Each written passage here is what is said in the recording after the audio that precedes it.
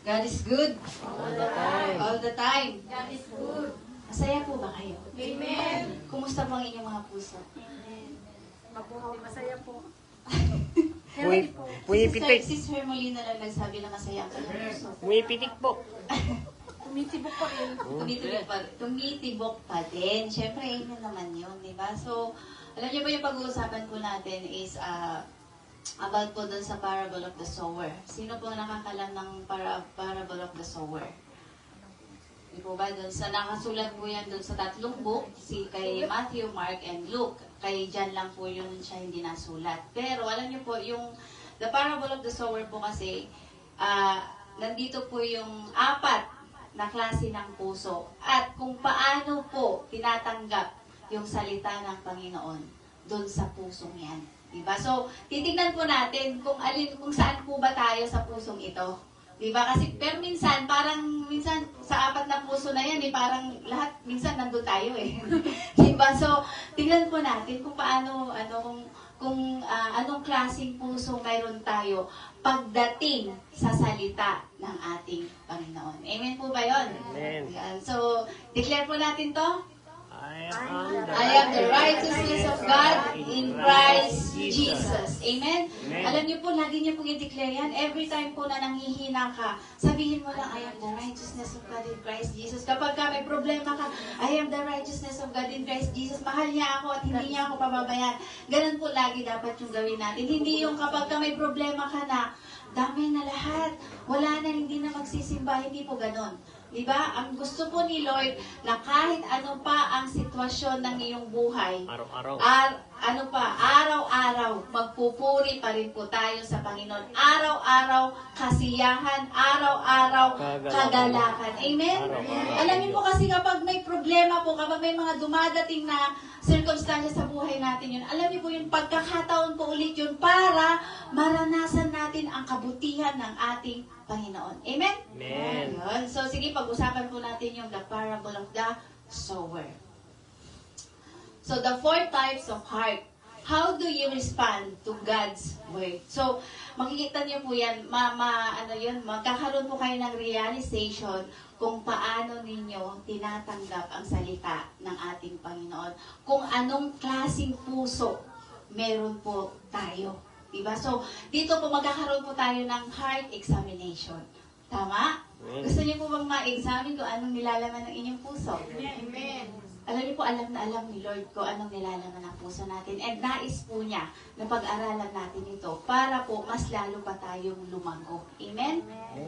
Yan. So, ang theme po natin, our heart condition determines how fruitful God's word becomes in our lives. So, ano nga ba, fruitful nga ba yung puso mo sa salita ng Panginoon? Marami bang nakalagay dyan na salita ng ating Panginoon? So, sabi po yan, yung word ni Lord, dapat po, nasa puso po talaga natin. Yun po yung, tingnan natin po yung, yung kung ano talaga yung laman ng puso natin. And ang purpose po natin is to help believers examine their hearts and respond rightly to God's word. Kasi minsan, di ba, may mga kasi yung minsan nagagamit yung pulpit para magpatama, ganyan, na hindi po dapat. Dapat po ang pinapangaral po talaga natin ay yung salita lamang ng Panginoon. Yung nakaka-enrich, yung nakaka-uplift po. Di ba na hindi yung pag-uwi mo, iluhaan ka pa rin. Dapat po pag-uwi mo, paglabas mo sa door na yan, ay renewed ka ulit, di ba? Marami ka ulit na natutunan.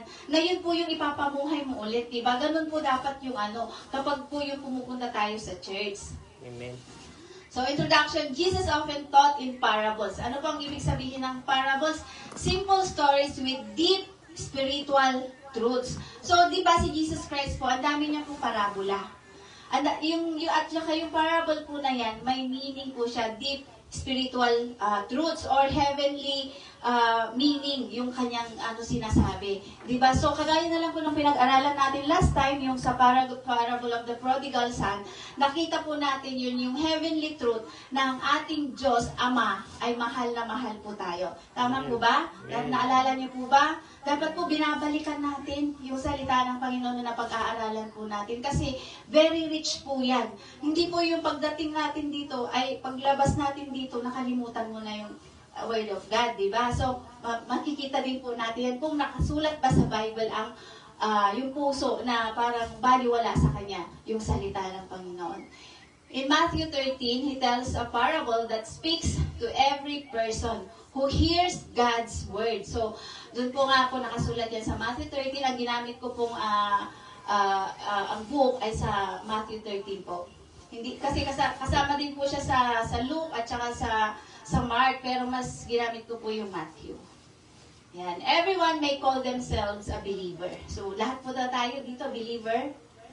Lahat po ba tayo dito anak ng Diyos? Amen. Oh, yun. Mas malakas yung anak ng Diyos dapat. Amen. Di ba? But not every believer is fruitful. Tama? Amen. Hindi. Kaya nga, ang ganda nga na sinabi ni Kuya nga si Sister Adele ngayon, fruitful siya ngayon, di ba? Dati, nandun lang siya, nagsi-cellphone, nag-ano, pero ngayon, concentrate sa pagsaserve sa ating Panginoon, di ba? Amen. So, yun po, dapat po, nagkakaroon ng transformation yung buhay po natin. Kasi kapag walang transformation, may problema po talaga sa relationship natin sa Panginoon. So, not every heart produces the same result, even when they hear the same truth. Di ba? Iba-iba po kasi yung pagtanggap natin sa salita ng ating Panginoon. Merong ano yan, yung as we go through, tingnan niyo po, mai-excite po kayo kasi mapagtatanto mo sa sarili mo, anong puso ba ako? Dito ba ako sa pusong ito? O dito ba ako sa pusong ito? Pusong patok. So ito, number 1 po is the wayside heart. So dito po sa parable ng The Parable of the Sower, mayroon pong isang maghahasik ng binhi. Di po ba? Ngayon, yung binhi na yan, nahulog po siya sa 4 na ground. So ang una po ay itong wayside. So the wayside heart, ito po yung sa daanan. So ang tawag po dito ay yung distracted heart or yung hard heart, yung matigas na puso. Yan po yung unang binhi na nandun sa ano. And kagaya din po natin na kapag po ang puso natin hindi niya tinatanggap ang salita ni Lord, distracted po yan. Yes, pusong bato. Diba? Uy, walang ganyan. Dito sa Matthew 13:4, sabi po, and as he sowed, sabi niya, some seed fell by the wayside, and the birds came and devoured them. Sabi niya, diba? So, alam niyo po, ang sower po dito ay ang ating Panginoong Jesus. Siya po yung naghahasik ng binhi. At yung binhi po na yan, yung seed na yan, ayan po ay ang salita ng ating Panginoon. Di po ba? At yung wayside naman po, yun po yung yung sumisimbolo kung anong puso mayroon tayo. Di ba? So, and the birds came and devoured them, sabi niya ganyan. So, ang seed na nalaglag sa ground na walang lupa, kundi lang siya, daanan lang. Sa palagay niyo po ba, tutubo yung binhi? Hindi, di ba? Anong mangyayari? Kukunin lang kaagad ng bird at kakainin, di ba? Ang bird po yan, sumisimbolo kay Satan. Sasagasaan lang yun. Kay Satan. Di ba? So, sa Matthew 13:19, kasi po dito sa parable na to, dyan po sa Matthew 13:4 hanggang sa pababa niya, yan po yung kwento kung paano niya hinasik yung binhi. Tapos, yung kasunod po niyan, yung sa Matthew 13:19 pababa, yun po yung explanation ng ating Panginoon. So, dito po, ang explanation ng ating Panginoong Jesus ay, when anyone hears the word of the kingdom and does not understand it. O, diba? So, ngayon, yung salita ng Panginoon na ibigay na. Ngayon, hindi mo naiintindihan. Bakit mo kaya hindi naiintindihan? Then the wicked one, sino yung wicked one? Ito po si Satan.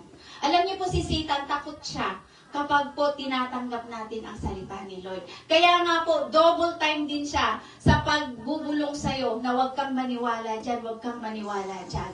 Diba? Minsan nandito tayo, pero ang isip natin wala dito. Tama? Ang isip natin nandun sa labas, ang isip natin nasa problema natin. Kaya po hindi po pwede na you are listening and understanding. Hindi po pwedeng ganun eh. Hindi pwedeng nakikinig ka na naiintindihan mo siya. Di ba na may ginagawa kang iba? Halimbawa po, habang nandito ka sa church, wala pong pinapatamaan dito. Ano lang po to explanation lang po. Halimbawa, nandito ka sa church. Ngayon, nagpipreach ang preacher. Ngayon, ikaw nagsiselfone. Sa palagay mo ba, maiintindihan mo yung salita ni Lord na sinasabi ng preacher? Sa palagay mo, papasok sa puso mo? Hindi, di ba? Hindi po tayo, anong tawag doon? Yung multitasking. Hindi po tayo ganun. Kaya kailangan po talaga concentrate ka sa salita ng ating Panginoon. Kasi sabi niya, then the wicked one comes and snatches away what was sown in his heart. So kahit na konti lang yung nailagay sa puso na yan, ang dali lang pong kunin yan kaagad ni Satan. Mawawala po yan kaagad. At sigurado po ako na walang magrirema sa puso mo kung mayroon kang ginagawa at the same time nag-listen ka. Hindi po ganun ang sistema kapag po sa salita ng Panginoon. Kailangan po give your full attention sa salita ng ating Panginoon. Di ba? This is he who received seed by the wayside. So tingnan po natin.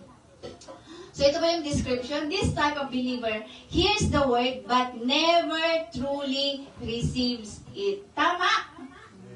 Di ba? Ewan. Di ba? Nung una po tayo mga Christian, ako din po, hindi po ako exempted. Nung una po talaga, nakikinig lang ako, pero hindi siya pumapasok talaga sa puso ko. Hindi ko talaga siya tinatanggap. Kasi hindi pa ako natatransform noon eh. Wala akong pagbabago.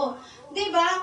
They may attend church, hear sermons, even join Bible studies, but their heart is unmoved. Diba? So ito po yung sabi nga ni Kuya, pusong bato. Diba? Pusong bato talaga, hard heart. Diba? Yung napaka tigas ng puso mo na kahit salita ng Panginoon, hindi mo kayang tanggapin. Pera lang. Diba? Diba yan po talaga yung description niya eh. Sabi po niyan, diba? When anyone hears the word of the kingdom and does not understand it, ibig sabihin talaga, you're refusing to understand the word of God, or ayaw mo talaga siyang papasukin, or busy ka pa. Diba? So, mayroon kang ginagawang iba. Alam niyo po, kaya nga po sa mga online, yung, diba, nung pandemic, alam niyo po, kung tutusin, hindi po talaga tayo kapag sa online, online preaching, parang, di ba, ang hirap kong mag-concentrate talaga kasi nakikita mo yung mga gawain sa bahay. Minsan, nakikinig ka habang gumagawa ka, pero, may nagre-rema po ba sa puso natin? Di ba? So, yun po yung tingnan po natin. So, yan po yung description natin. They may attend church. Yan, nag-a-attend ng church. Andito siya lagi, pero, yung puso niya, bato. Hindi pala tinatanggap yung salita ng Panginoon. Sa palagay niyo may transformation pong mangyayari. Hindi po ba wala? Yeah. So, yan po yung unang distracted heart. Kabilang po ba tayo dyan? Kabilang po ba ang puso natin sa distracted heart? Kayo lang po makakasagot niyan. At alam din po ni Lord kung ano talaga yung puso na meron tayo. So, ang danger po niyan, the devil easily snatches away the truth. Ang dali-dali lang kunin. Di ba? Sabi po sa John 10:10. Ano po sabi po doon? The thief comes to steal, to kill, and destroy. Di ba? Ano po ang unang ini-steal niya, ninanakaw niya? Yung salita ng Panginoon para hindi ka makapagpatuloy. Di po ba? Kaya nga po, may order po talaga yung sinabi ni Jesus Christ eh. Steal, kill, and destroy. And sabi niya, and I have come, di ba, to give you life abundantly. Yun po yung gustong ibigay sa atin ng ating Panginoon. Religion without transformation, na kahit pa, na born again ka, kahit pa nandito ka lagi, kung hindi mo pinapapasok ang salita ng Panginoon sa heart mo, wala pong mangyayaring transformation. Pero praise God, kasi sa ating lahat dito, may transformation. Amen ba yun? Amen. May transformation nga ba? Amen. Yan. So, application po natin, examine. Do I hear but never change? Naririnig ko ba ang salita ni Lord pero hindi ako nababago? Di ba? Tanungin niyo po yung sarili niyo. So, ask God, soften my heart, let your word take root. Yun po yung yung i-ask natin kay Lord na, Lord, yung soften my heart, lambutin. Kasi nga, pusong bato, di ba? Pusong mamon. Yun, bigyan mo ako ng heart of flesh. 'Di ba? Yung heart na yung gustong tanggapin yung salita mo, Panginoon. 'Di ba? Yan po dapat yung makita natin. And next po. Ito naman po yung stony heart. Yung kanina sabi ni Kuya pusong bato, pero ito po talaga yung pusong bato. The stony heart. Ito po yung binhi na nalaglag naman po sa may mga bato. 'Di ba? So kapag may bato po, mayroon din pong mayroon din pong mga lupa, pero hindi talaga siya maraming lupa. 'Di ba? Shallow emotional heart. Sino pong may emotional heart dito? Na kapag may pinagdaanan, nakalimutan na lahat ang salita ni Lord. Di ba? So, the stony heart. Tingnan po natin. Some fell on stony places. Sabi po niya, where they did not have much earth. Ito yung earth na sinasabi, yung soil. Yung soil po. And they immediately sprang up. So, tumubo ka agad. Yung seed na yan. Because they had no depth of earth, hindi malalim yung soil. But when the sun was up, they were scorched. And because they had no root, they withered away. So, ibig sabihin, nalanta siya kaagad. Kasi po, wala siyang deep root eh. So, tayo po, rooted po ba tayo sa salita ni Lord? Deeply rooted po ba tayo? Yung bang hindi na kayang yung ba kahit may pagsubok ay hindi na kayang hindi na matutumba. Babalik at babalik siya sa Panginoon. Diba? So sabi po dyan, they had no root, they withered away. Diba? Nalalanta po yun kaagad. So stony heart po ba tayo? Walang sumagot. Dito pa yung explanation niya. Matthew 13:20-21. But he who received the seed on stony places, ito po yung mga naka-receive, yung mga may pusong bato. This is he who hears the word and immediately receives it with joy. Anong ibig sabihin nito? Habang nakikinig ka, wow, ang ganda ng pinipreach ni Pastora. Wow, para sa akin yun. Ay, amen ako dyan, amen ako dyan. Ganun po yung stony heart. Di ba? Pero sabi po yan, yet he has no root in himself. Di ba, hindi po rooted yung salita ng Panginoon sa kanyang puso. But endures only for a while. Di ba, saglit lang po talaga. For when tribulation, yan na po, yung problema, persecution, arises, because of the word, immediately, he stumbles. Di ba? So, may mga ganun po tayo. Ako din po, dati ganun ako. Di ba, amen ako ng amen. Yes, Lord, para sa akin yan, Lord. Oo nga, Lord, para sa akin. Pero pagdating ng problema, nakalimutan ko na lahat yung inimainan ko. Di ba? So, ganun po tayo, di ba? Nung mga time na nag-uumpisa po tayo, di ba? And I hope and pray po na ngayon po, hindi na tayo ganun. Di ba? Amen po ba yun? Amen. Ang description po dyan is emotional response, but no deep commitment. Wala tayong commitment sa Panginoon. Hindi tayo nakakommit talaga sa kanyang salita. Paano nga ba natin tinatanggap yung salita niya? Nandito, yung sa una kanina, distracted heart, nandito ka lang ba para magpa-cute? Nandito ka pa lang ba para magpaganda? Nandito ka lang ba para makasama yung mga friends mo? Hindi po dapat, di ba? Dapat po, ang pinaka-main reason mo, kaya ka nandito, is to listen to the word of God. Is to praise Him, is to worship Him. Amen ba yun? Di ba? Yun po dapat yung pinaka-goal natin, ang mapuri at masamba ang ating Panginoon, ang makarinig ng kanyang salita na magbibigay sa atin ng bagong lakas. Amen po ba yun? Di ba? Sabi niya, joyful at first, but disappears when tested. Di ba? Nawawala yung Pwede po bang yung aircon? Ang init po. Aircon.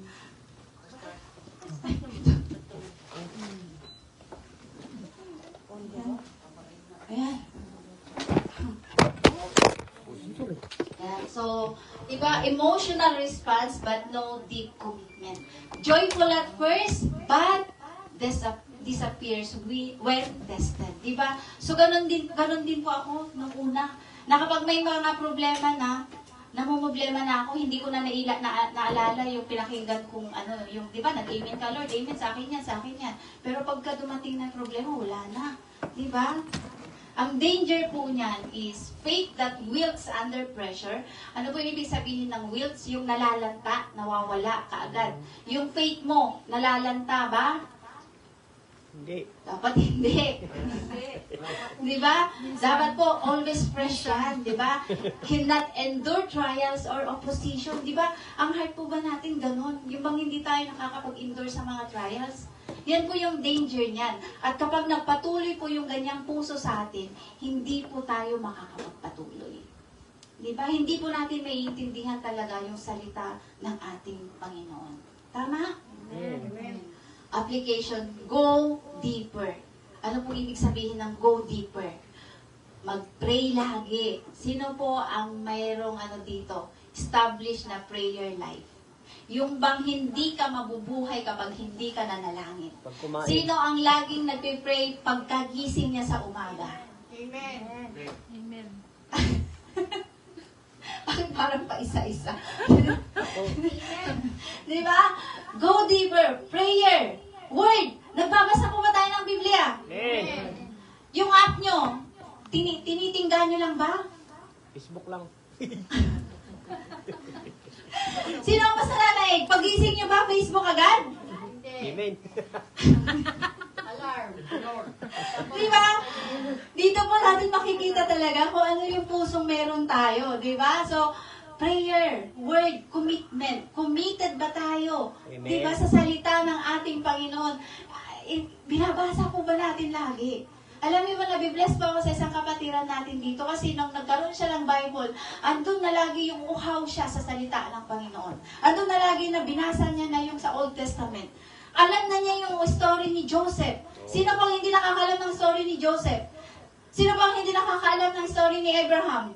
Pag hindi niyo pa po alam, magbasa po kayo, syempre, di ba?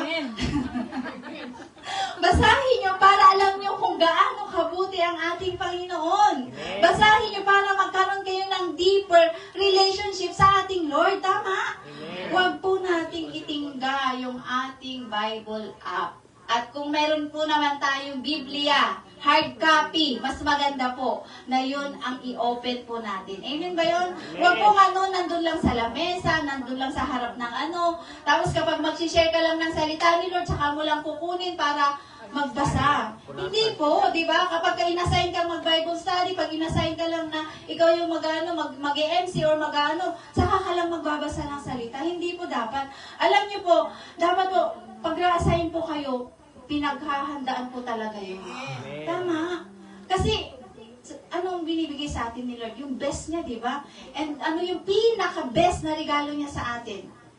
Anak niya. Si Jesus Christ, di ba? So, give your best to the Lord kasi best din po yung binibigay ng ating Panginoon. So, ayan po, trials reveal if your roots are real. Di ba? Kung ang foundation mo ba, ang pundasyon mo ba, ay malalim na sa salita ng Panginoon. Strengthen your spiritual foundation. Lahat po tayo, dapat po maging lifestyle natin, yung pananalangin, yung salita ni Lord, yung pag-meditate ng salita niya. Sabi ko nga po sa inyo, kapag nag-meditate kayo ng problema niyo, palitan niyo na po ang i-meditate niyo salita ni Lord. Amen? Amen. Yan. So, ito naman yung pangatlong heart. The thorny heart. Yan po yung ano yung thorny? Matinik. Matinik na puso. A crowded, worry-filled heart. Sino po ang warrior dito? Sino po yung laging balisa? Sino po yung laging nag-aalala? Nandyan po kayo sa number 3. Di ba? Yung worry-filled heart. Di ba? Yung bang puro na lang problema yung naisip mo, puro, minemeditate mo ang mga problema mo, ang lahat ng kung anong nangyayari sa buhay mo. Alam niyo po, instead na yun ang i-meditate natin, meditate the Word of God. Amen. Kung ano po yung nasa puso niyong salita ni Lord, balikan niyo po yun. Di ba? And magsulat po tayo. Kasi hindi po lahat ng pinipreach dito, kabisado niyo na. Di ba? Ako, nung nag-uumpisa po talaga ako, mahilig po akong magsulat. Lahat halos ng sinasabi ng pastor, sinusulat ko po yan.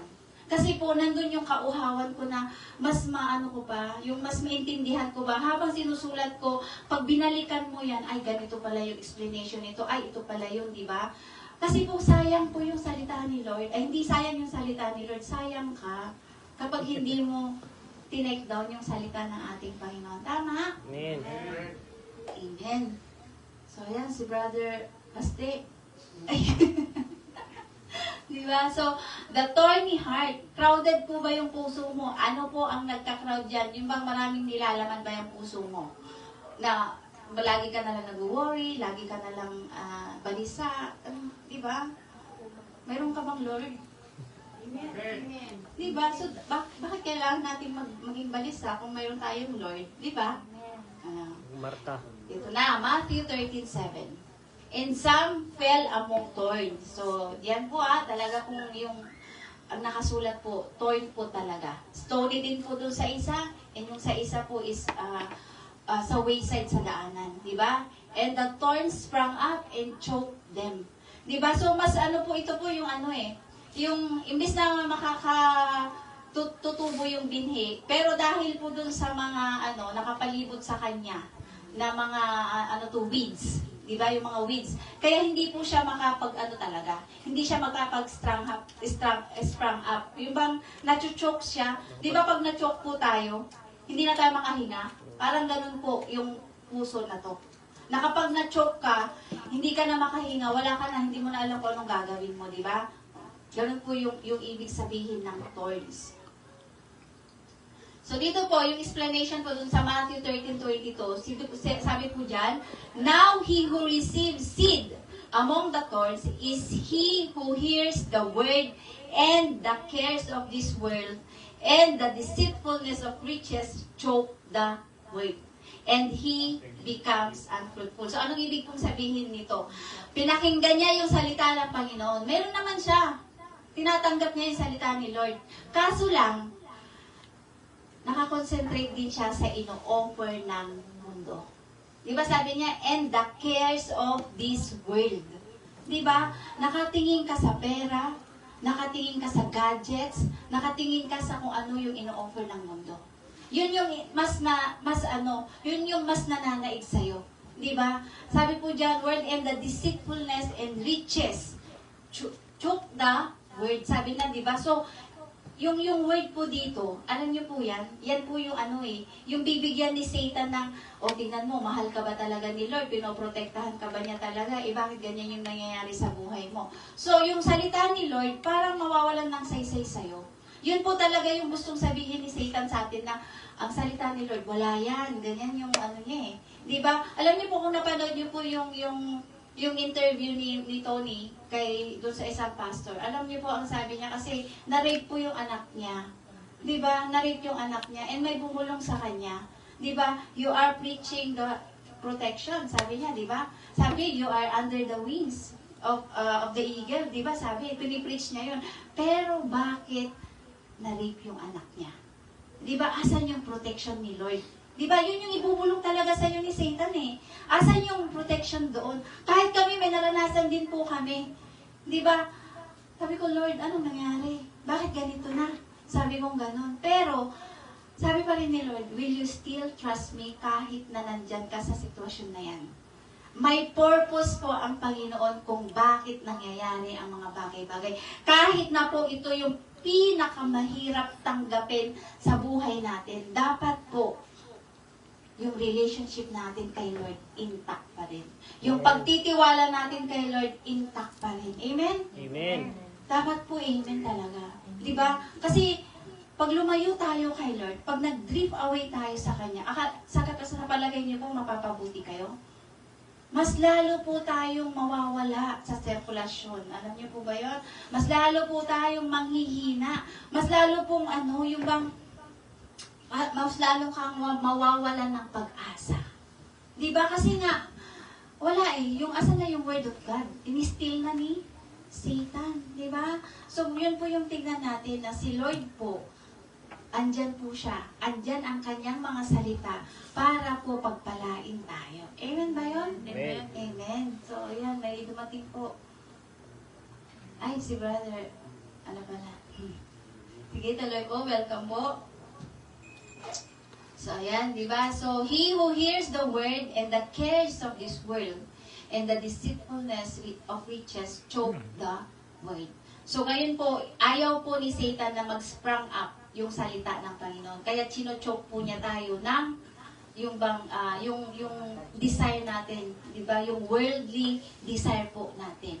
Kaya naman po, kailangan po talaga na mayroon po tayong Word of God na naitanim sa puso natin. Kapag nandito ka, Christian ka na, at wala kang memorize ni kahit isang verse, may problema po dyan sa puso mo. Di ba? Kasi kung nandito ka sa church, lagi kang nandito, dapat mayroon talagang natitira dyan sa heart mo, di ba? Mayroon talagang pumapasok. Jesus wept. Di ba? Yung isa na.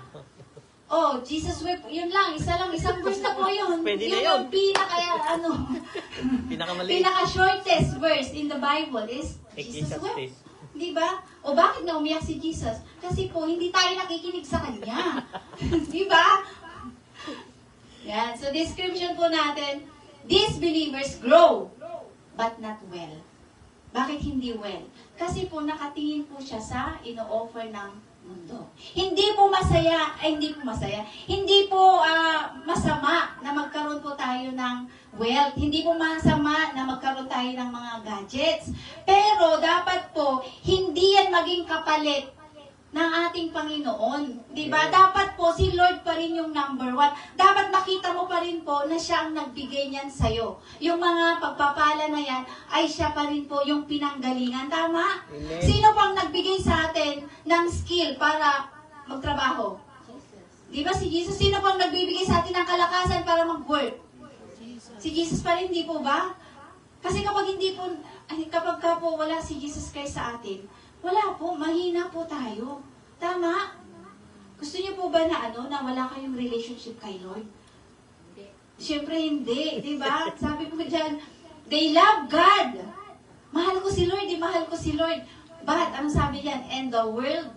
Pero sabi niya, they love God and the world. Sinasabay. Di ba? Mahal ko si Lord, pero mahal ko din to, Lord eh. Itong kayamanan ko, mahal ko din to. Di ba? Ganun po, pinagsasabay po kasi.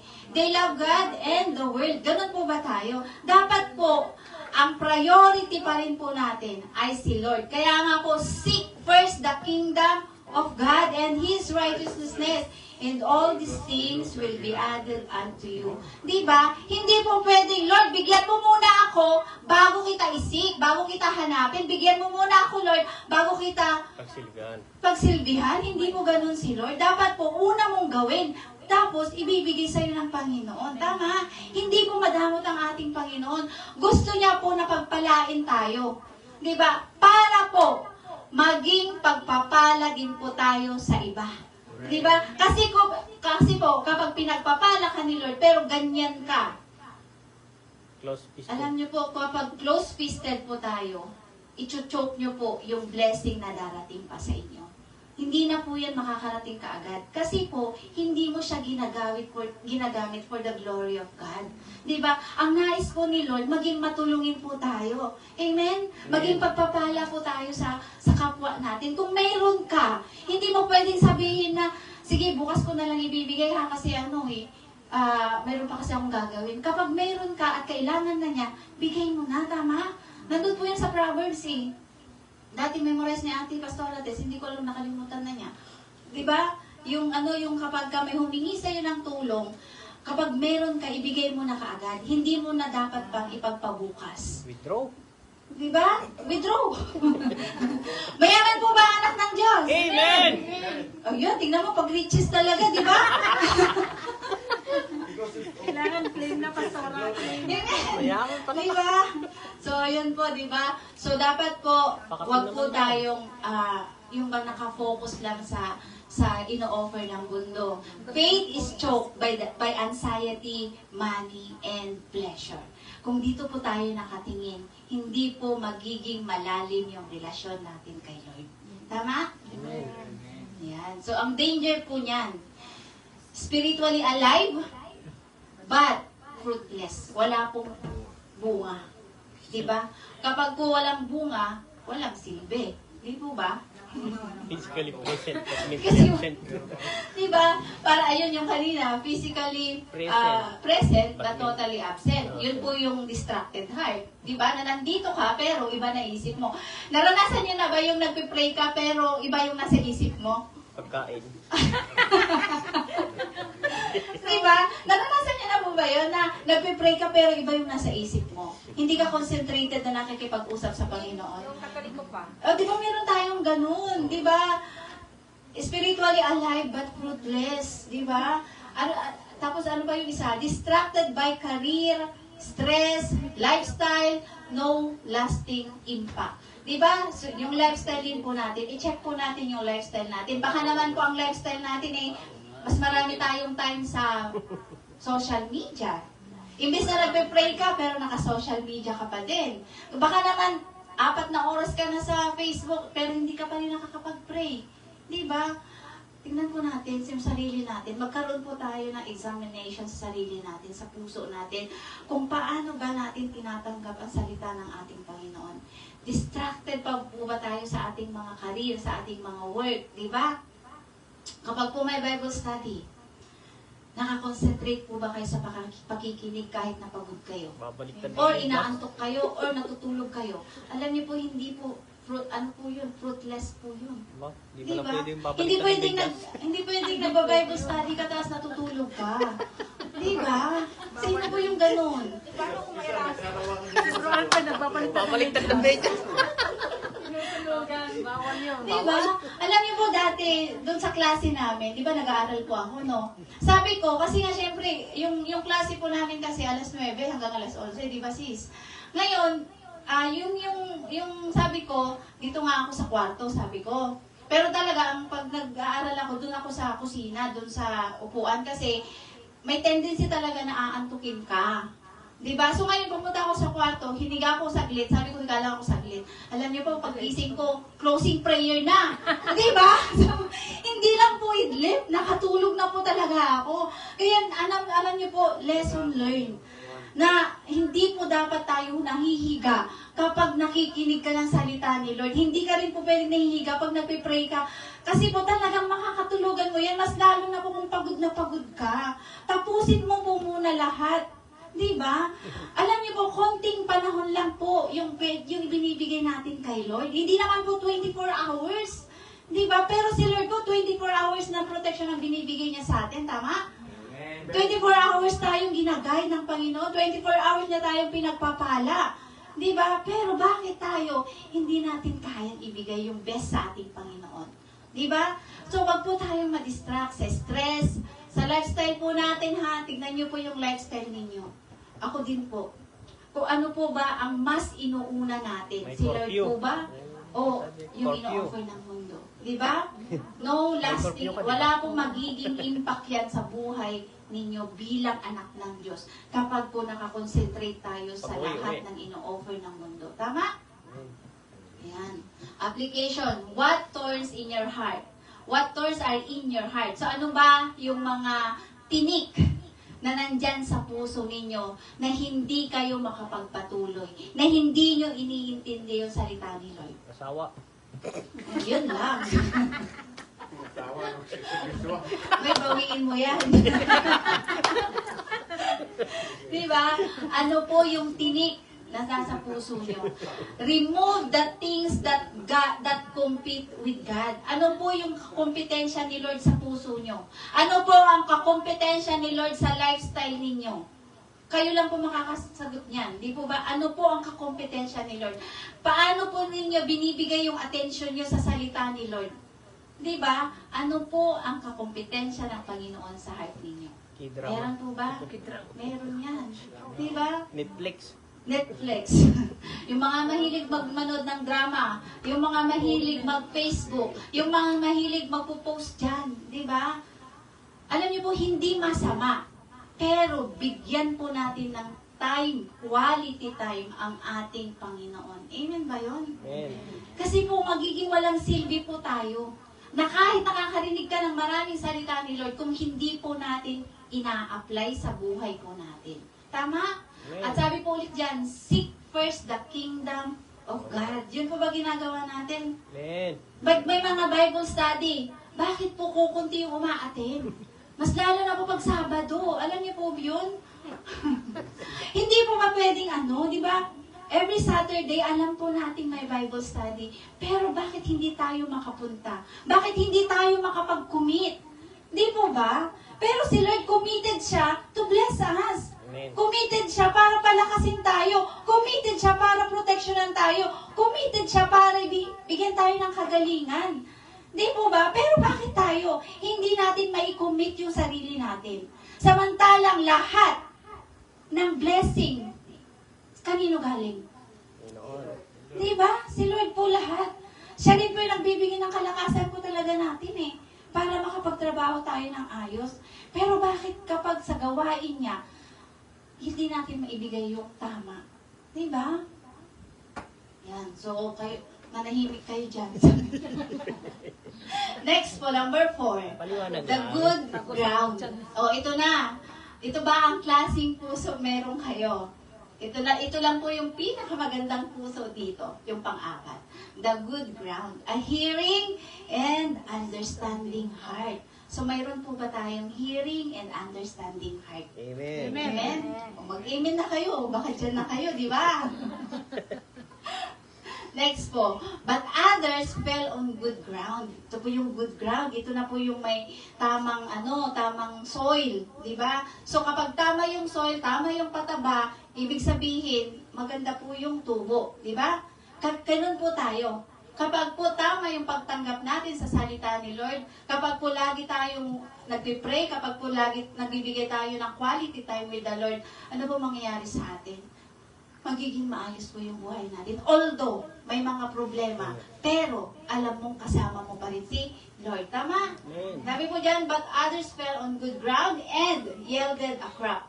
Some 100-fold, some 60, some 30. So ngayon, ito po yung 30, 60, 100. Dito po, kung ito po yung puso natin. Ngayon, nandito ka sa church. Ngayon, 30% yung binibigay mo sa pakikinig mo kay Lord. Kaya 30% lang din po yung marireceive mo. Tama? Ngayon kasi kapag 60% yung 60-fold yung binibigay mo kay Lord, 60-fold din yung balik sa'yo. Di ba? Kapag naman po 100-fold, buong puso, buong lahat mo na, binibigay mo kay Lord, nakikinig ka talaga, inaano mo yung salita ni Lord. Ano bang mangyayari? 100-fold po yung matatanggap natin. Amen ba yun? Amen. Ba't parang ang hina? Doon na, ilan mo ba porsyento binibigay nyo kay Lord kung nakikinig kayo? 1%. Di 1% lang Hindi pa kayo dumating doon sa ng standard ng ating Panginoon. Kasi sabi niya, 30-fold ang pinakamababa. Ngayon kung one-fold lang yung nyo, kailangan mag-improve pa po tayo, di ba? Hindi mo masabi ang amen. Wala nang magsabi ng amen. Dito po sa Matthew 13:23, ano po sabi dyan? But he who receives seed on the ground, on the good ground, he who hears the word and understands it. Yan. Kagaya po niya, nakatingin kayo lahat dito. Walang inaantok. Tama, wala bang inaantok talaga? Di ba walang inaantok, naka-concentrate kayo sa pakikinig ng sa salita ng Panginoon at iniintindi nyo, yun po yung pusong mabuti. Amen ba yun? Amen. Di ba? Good ground. He hears the word and kumbaga inuunawa nyo yung salita ng ating Panginoon. Who indeed bears fruit and produces some 100-fold, some 60, some 30. So ngayon, ito po, di ba? Ano yung binibigay mo kay Lord, di ba? Yung paano mo tinatanggap yung salita ng Panginoon. Paano mo siya binibigyan talaga ng atensyon, di ba? 30% lang ba? 60% lang ba? Or 100% ba? Okay lang po na mag-umpisa tayo sa 30%. Di po ba? Kasi as times go by, kapag po lumalalim na yung relationship natin kay Lord, kapag po natatransform na tayo, magiging 100-fold din po yan. Amen ba yun? Amen. Hindi po kagaya ng 3 heart. Di ba? I hope and pray po na walang ganong heart dito. na nandito po tayo sa good ground. Amen? Yung tayo po yung yung a hearing and understanding heart. Yan po dapat yung meron tayo. Tama? Naka-smile si Sis Adele sa akin. Diba? So pati sa pakikinig pala natin sa salita ni Lord, mayroon ding 30%, mayroon ding 60%, mayroon ding 100%. Diba? Ano po ang aim natin? Ano po ang goal natin? Magdoon na lang ba tayo mag-stick sa 30? O gusto po natin ng 100-fold? Eh, syempre, dapat 100-fold. Diba? Description. These believers here receive, obey, and grow. Dito po nagkakaroon ng growth. Diba? Kapag po lagi tayo nagbabasa ng salita, lagi tayong mayroong quality time with the Lord. Alam niyo po pagka may quality time kayo kay Lord, dapat po tanggalin niyo muna yung cellphone niyo. Ilayo niyo sa inyo o kaya patayin niyo. Diba? Kasi distraction po talaga yan. Pabigay nyo na. Di ba imbes na nagbabasa ka ng salita ni Lord, ngayon, ting, sabi ng cellphone mo. O diba? Asan na yung attention mo sa salita ni Lord? Ting, sabi na naman niya, titingnan mo na naman. O kaya may kumatok. Pwede ba sabi, di ba? Alam niyo po, dapat po ibigay natin 100%. Di ba? Mas lalo na po yung quality time natin with the Lord. Alam niyo po, ang sa akin po, ang pinaka-best ay sa umaga. O kaya, sa gabi, pwede rin naman po. Kasi, minsan lang po kasi inaantok tayo sa gabi dahil sa pagod natin, di po ba? Pero sa umaga po, fresh ka eh. Di ba? So, yung sa mga panggabi, bahala na rin po sila kung sa gabi sila mag-ano kay Lord, di ba? Yung So, inuumaga, paano yun? yun lang, pag inuumaga ka sa kapupuyat, eh, walang fruit doon. Di po ba? So, dito po, they bear fruit, love, patience, holiness, evangelism, and more. Ito po yung puso na may mabuting puso. Yung good ground. Di ba? Amen ba yun? Dapat ito po yung goal natin. Dapat po ito yung i-aim natin. Tama? Amen. Kasi kung nagkakasya ka na lang dun sa, ay, tama na ako dito sa 30%. Paano ka mag-i-improve? Di ba? Dapat po, lagi nating ini-improve yung kapag yung quality time natin kay Lord. Kung binibigay natin kay Lord ay 5 minutes, wow, napaka-igsi naman yun, di ba? Ano lang sinabi mo? Baka yung prayer mo lang sinabi mo yun, pero hindi ka na nakapagbasa, di ba? 5 minutes, halimbawa. Sa susunod, kapag magiging 10 minutes na, magiging 15 minutes. Di ba? Nagkakaroon po ng transformation. Diba? Amen ba yun? Di ba? Tapos nagkakaroon na rin po tayo yung dati hindi mo kayang mahalin. Ngayon, nakakaya mo nang mahalin. Di ba? Yung dati hindi mo mapatawad. Ngayon, napapatawad mo na siya. Diba? Kung dati mahilig kang magmura, ngayon hindi ka na nagmumura. Diba? Dapat po may transformation sa atin. Kapag nandyan ang salita ni Lord, hindi ka na magsasalita ng hindi maganda. Alam niyo po kung ang naghahari po sa atin ay yung salita ng Panginoon, yung presensya ni Lord, alam niyo po ang lumalabas po sa bibig natin, puro lang din po kabutihan at yung pagpapala. Yung bang nagiging encouragement ka rin sa iba. Tama? Dapat po yun yung natin. Yung patience, nagkakaroon po tayo ng patience sa mga kapatiran natin, pati sa pamilya natin, di ba? At pinakamahalaga po is yung evangelism. Nag-evangelize po ba kayo? Mas lalo na sa pamilya. Sinishare niyo po ba yung salita ni Lord? Baka naman po, gusto niyo po ba na kayo lang yung maligtas? Gusto niyo po ba na kayo lang yung nakakaranas ng kabutihan ni Lord?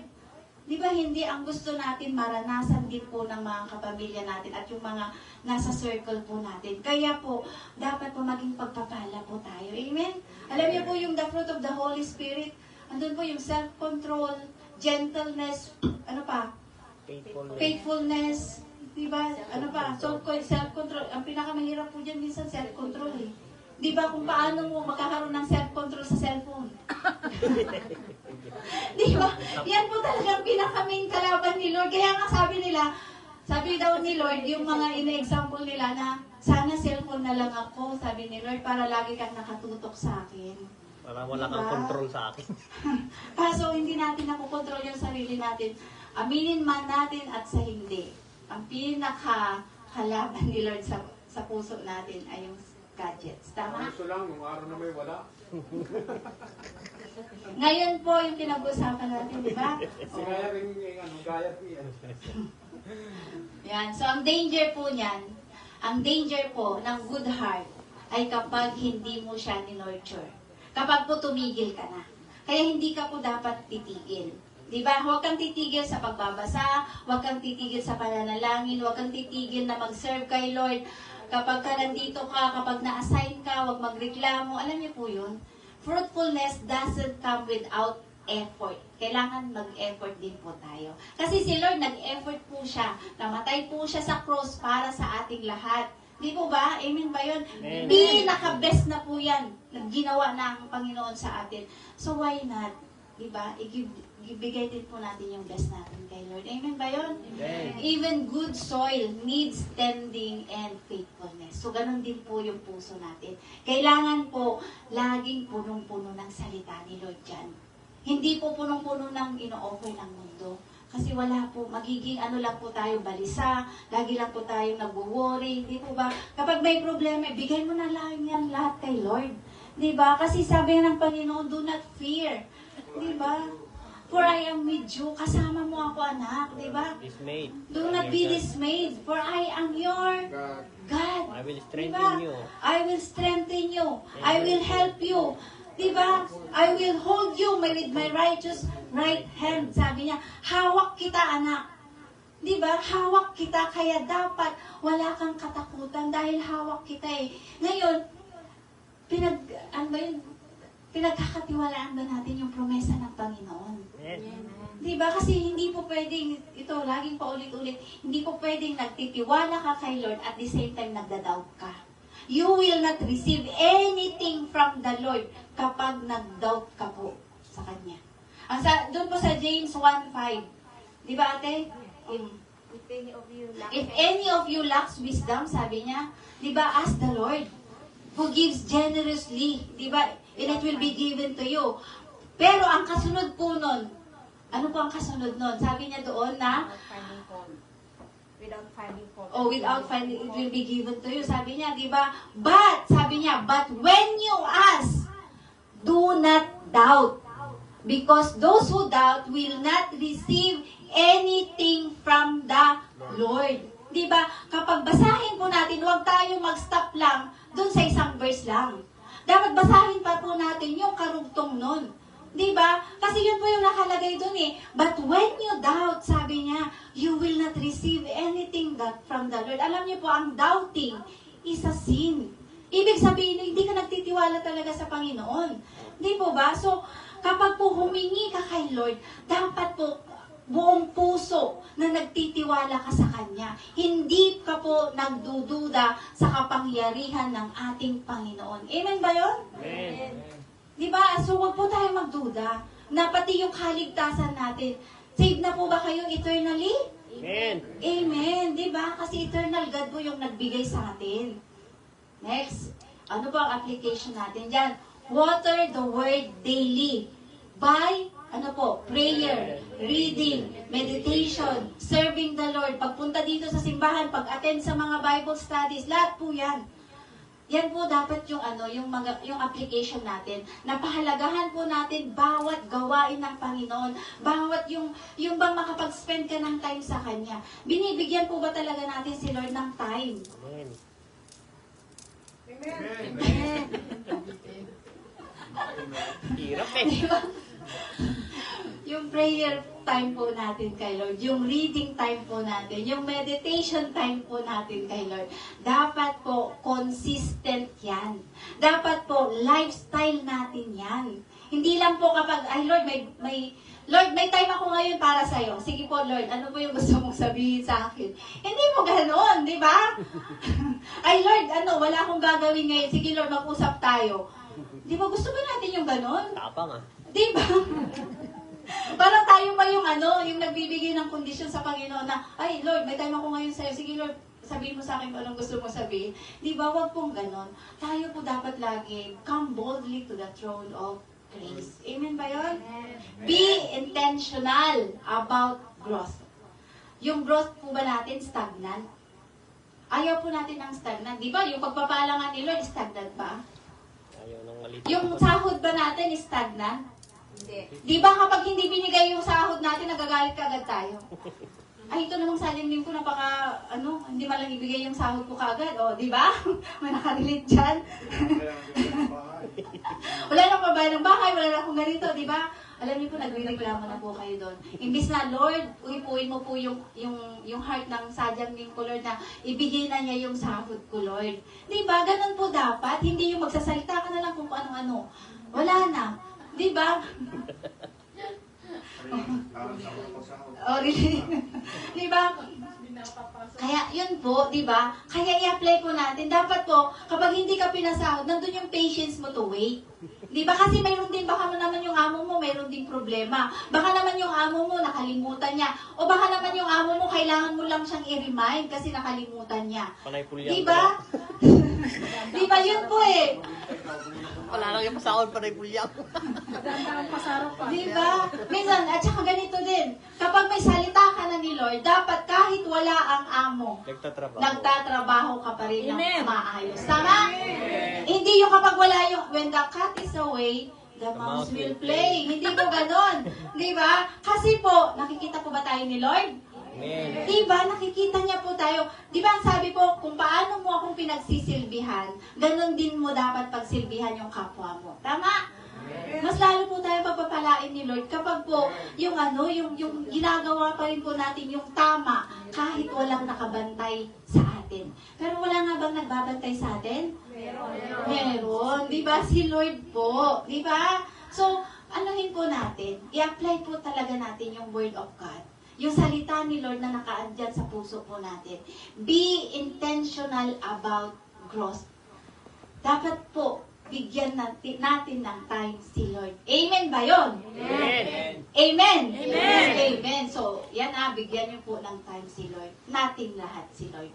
Aim for 100-fold. Amen ba yun? Amen. Huwag po tayo makontento na lang sa 30-fold. Kailangan po 100-fold. Yan. So, final challenge po. Pero bago ko po ibigay yan sa inyo, meron lang ako dito, doon po sa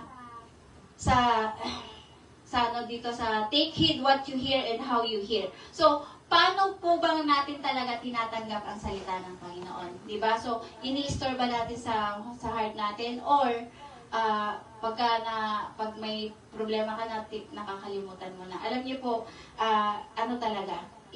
kumbaga, magkaroon po kayo ng time with the Lord. Tapos, Lord, ano po ba yung problema sa akin? Alam mo yung, magkaroon po tayo ng magpa-search po tayo sa ating Panginoon. Sa 139 po ba yun? Sa Psalms 139, 23 to 24 ba yun? Diba? Search me, O Lord, and know my heart. Sabi po niya doon, diba? Test me and know my anxious thoughts. See if there's any. Diba? See if there is anything. Diba? Na hindi maganda na ginagawa ko, Panginoon, sabi niya doon, di ba? So, siyasatin mo ako, Panginoon. Kasi kapag tayo po nagsiyasat sa sarili natin, ipagtatanggol po natin sarili natin eh. Kasi Lord, pagod ako eh. Kasi Lord, di ba? So, mas maganda po na si Lord ang magsiyasat sa puso mo. Di ba? Alam niyo po yung yung kanta, siyasatin mo, Jesus, ang puso ko. Ayun, nagiging singer na rin ako. So, ang final challenge po natin, God is not looking for listeners only. Hindi lang po listeners ang gusto ni Lord. Ang gusto niya, yung mga growers, yung mga nag-grow. Diba? Kasi yung mga nag-grow na yan po yung gagamitin ni Lord sa kanyang ubasan. Amen ba yan? Diba? Kaya nga po, alam niyo, ang dami pong dapat i-harvest, pero kulang ang Worker. Tama? Yun nga, sabi ko nga kay Sis Ayet magiging pastor siya. Amen. Amen? Mag-amen ka, Sis. Ayaw mo yata.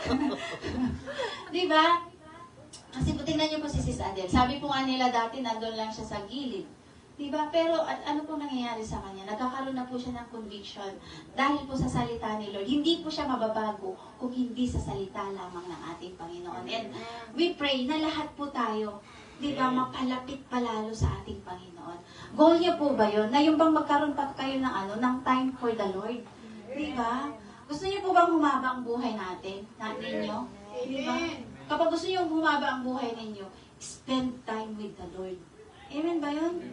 Alam niyo po, promise din po ni Lord yung long life. good health. Promise niya po yan lahat, di ba? Proverbs 1 and 2. Di ba? Promise po yan ni Lord eh, di ba? Ano ba yung Proverbs 1 and 2? My son. My child, never forget Oh, the things oh. that I taught you. Di ba? Huwag po nating kalimutan ang kanyang mga And if you do salita. this, you will live many years and your life will be satisfied. Amen. Di ba? So, pati yung ano ba yung God will renew your health, yung life mo like an eagle. Di ba? Wala pong tumatanda sa atin, di ba? Amen.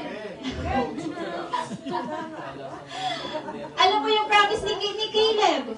Di ba? Sabi nga ni Kuya nung una akong nag-ano dito, yung nag-exhort, di ba? Aba, 56 na ako, kailangan i-claim ko yan na hindi na ako tatanda. Di ba?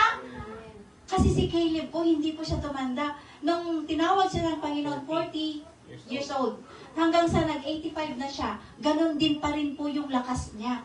Kagaya pa rin po nung una siyang tinawag ng ating Panginoon. Pwede po ba natin i-claim yun? Amen! All the promises of God are yes and amen! 2 Corinthians 1:20.